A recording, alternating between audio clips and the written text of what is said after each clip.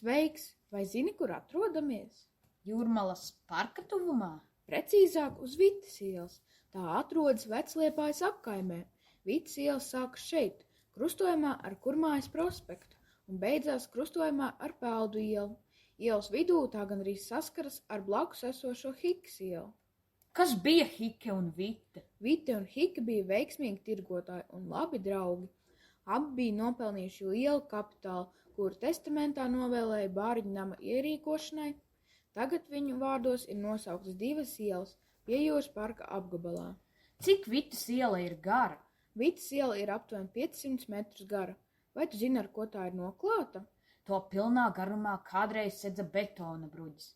Tagad vecais bruģis daļēji nomainīts ar dekoratīvo bruģi. Tagad atrodamies pie nama Vitas ielā 8. Šīs mājas arhitekts bija Pauls Maks Berčī. Ēkas senākā daļa būvēta starp 1875. un 1887. gadu.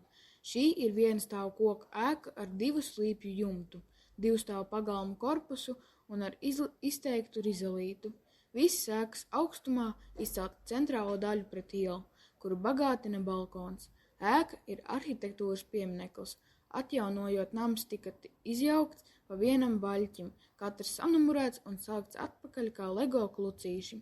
Apjoms būvēts Šveices stilam raksturīgās formās, un šādi vila izskatījās senāk.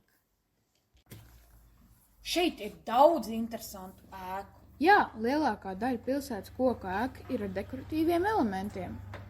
Māja ielas pretējā pusē ir Paula Maksa Berčī, viena no pirmajām projektētajām ēkām, Vitas iela 11, 13. Ēka ir daļa no ēku kompleksa, kas sastāv no zemes gabala 3 hektāru koplatībā un nama īpašuma 2 koka dzīvojamajām ēkām un 2 saimniecības ēkām. Villa ir ievērojama tās ārējā izskata dēļ. Kādreiz villas tēla pamatā bija baļķi, kas satikās, krustojās un sasaucās ar 3 stūra zelmeņiem, stāviem jumtiem un tornīšiem. Tagad tā visa vairs nav. Ēkai vēl šodien ir arhitektoniska vērtība.